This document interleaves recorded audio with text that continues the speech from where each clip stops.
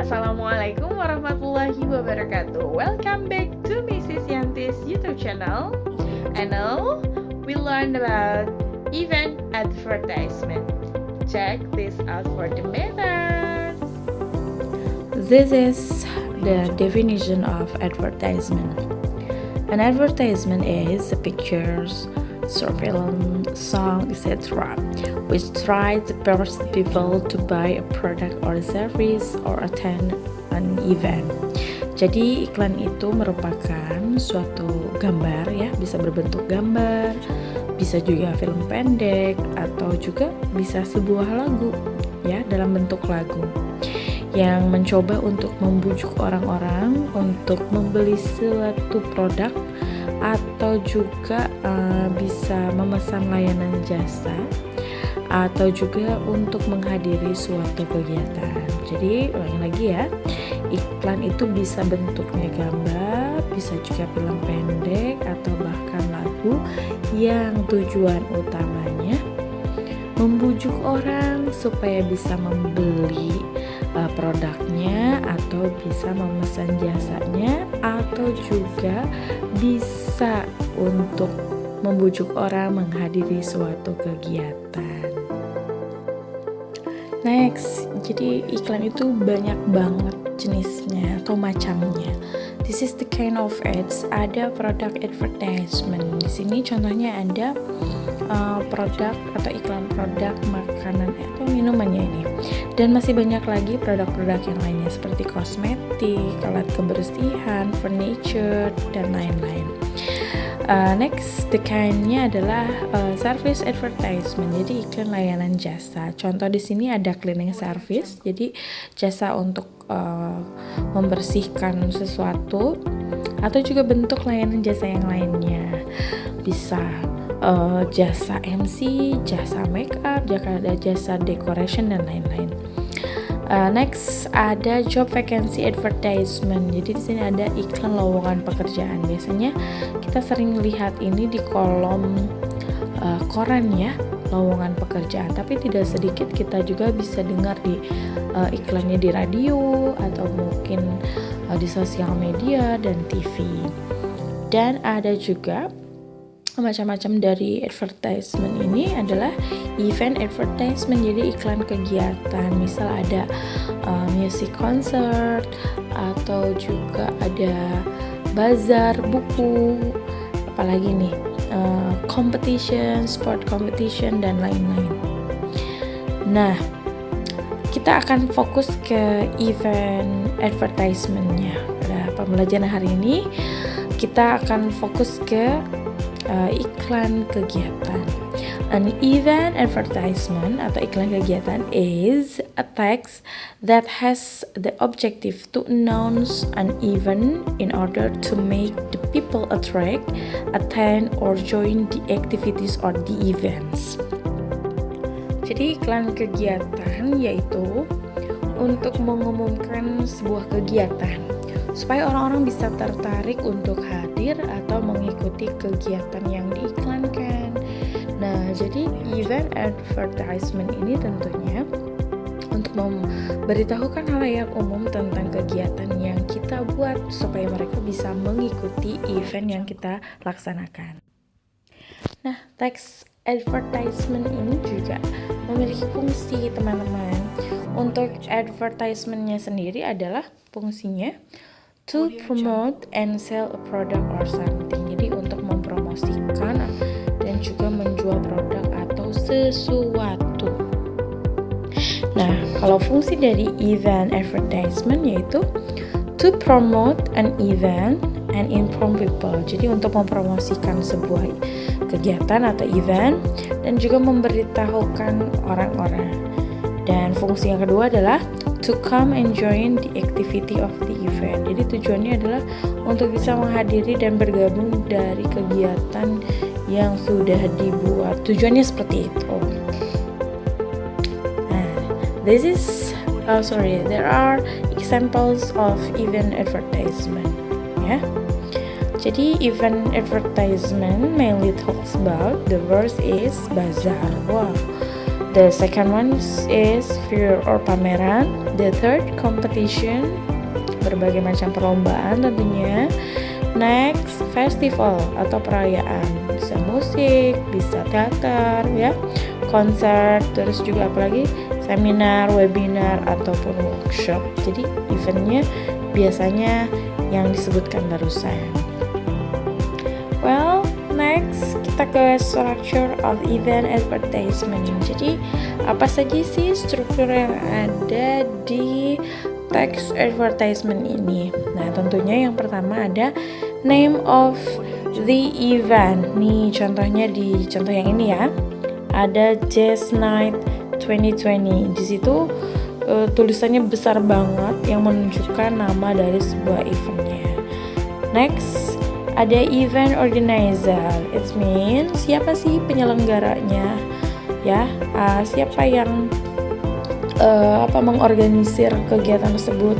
Nih di atas, paling atas ada event organizer-nya ya. Selanjutnya ada explanation of the event and a brief. Jadi di situ akan ada sedikit penjelasan tentang event yang akan dilaksanakan. Ya. Next ada juga event location, date and time nih di situ. 14 March ya. Waktunya dari 6:30 PM. Ada juga di situ menyantumkan kontak information ataupun, dan biasa juga bisa menyantumkan sponsorship dari kegiatan. Tambahannya boleh seperti itu. Nah, ke language teacher-nya atau ciri-ciri kebahasaan, ataupun juga kalau teman-teman semuanya mau membuat text advertisement, bisa atau harus ada seperti ini ya poin-poinnya. The first is evocative, jadi making readers and listeners remember or imagine something pleasant. Jadi buat yang bisa teringat atau terngiang-ngiang oleh pembaca maupun pendengar. Kalau itu iklannya di radio ya, kalau didengar. Next, informative, providing a lot of information. Jadi dipastikan di iklan tersebut memuat hal-hal yang memang diperlukan, memberikan informasi kepada yang membacanya atau yang mendengarnya, seperti tanggal, tempat, kalau ada pendaftaran ataupun juga tiket dicantumkan berapa harganya, dan tentunya siapa yang akan mengisi acara dan lain sebagainya. The third is persuasive, making readers, listener, or viewers want to attend. We believe in product, service, or even advertise. Jadi persuasif, bahasanya yang memang menarik. Jadi orang-orang ingin menghadiri atau ingin membeli dan juga yakin dengan event ataupun produk yang akan kita tawarkan ya, sehingga mereka berminat. Next, powerful language, having a lot of word to control people. Jadi bahasanya yang memang bisa membuat orang itu terenyak dengan membaca, mereka langsung gitu bahwa iklan itu untuk kita gitu ya. Next, easily understood by the customer. Tentunya bahasanya yang mudah dimengerti oleh consumer ya, yang akan ataupun juga memesan jasa atau juga mau hadir ke acara yang kita buat ya. Next, simple language and clear pronunciation. Nah ini jadi buat kalimat-kalimat ya, atau juga bahasa yang memang mudah dimengerti dan juga pengucapan pelafalannya yang jelas kalau memang iklannya di TV atau di radio yang menggunakan audio tentunya. Next, active sentence, not passive sentence. Jadi menggunakan kalimat aktif, bukan kalimat yang pasif ya. Next, solid and strong language. Jadi ketika ingin meyakinkan pembaca, pendengar, tentunya menggunakan bahasa-bahasa yang kuat ya, yang bisa meyakinkan tentunya. Nah, yang ke-9 ini adalah positive language, not negative language. Jadi semuanya positif, terusnya juga sopan, tidak menggunakan slang language ya, slang words. Jadi semuanya memang harus clear, sopan, dan dapat dimengerti. Next, advertising, jadi periklanan. Kalau tadi advertisement, iklan. Kalau ini periklanannya ya teman-teman. Advertising is a form for communication for marketing used to encourage, persuade, or manipulate an audience to continue or take some new action. Jadi ketika iklan sudah disampaikan, tentunya akan berlanjut pada beberapa aksi baru dari para pendengar untuk apakah membeli, apakah tertarik atau tidak ya. Language style in advertising for a newspaper is absolutely different from the one used on radio or television. As you know, newspaper only pay attention to eyes, viewers, readers, or listeners, sometimes a specific crowd, to continue or take some new action. Jadi periklanan ini ya sebuah bentuk untuk komunikasi ya, bentuk penjualan ya, untuk juga mendukung, terus juga membujuk dan tentunya memanipulate audiens ya, yaitu viewers yang melihat, reader, pembaca, atau listener yang mendengarkan, atau juga ke grup yang lebih spesifik. And people can enjoy advertisement in newspapers for a longer time. Meanwhile, advertisement on radio only pay attention to ears, and advertisement on TV pay attention to both eyes and ears. Jadi memang style bahasa atau ya keunikan bahasa ketika kita membuat iklan di koran dan juga TV dan radio akan sangat berbeda, karena memang untuk di koran itu kita akan fokusnya lebih lama karena memang terlihat langsung dan kita yang menentukan waktunya. Nah, kalau di radio dan TV memang kita yang harus pintar untuk membuat kalimatnya, karena fokusnya adalah ke mata dan juga telinga yang hanya sekilas dan waktunya ditentukan oleh tim iklan, bukan oleh pembaca. Types of advertisement based on their media. Jadi untuk periklanan ini ada berbagai media ya, ada printed advertising seperti newspaper, koran, majalah, brosur, dan yang lainnya, periklanan lainnya. Ada juga broadcast advertising, jadi ada TV dan radio. Ada outdoor advertising yang berbentuk banner, bendera, dan lain sebagainya.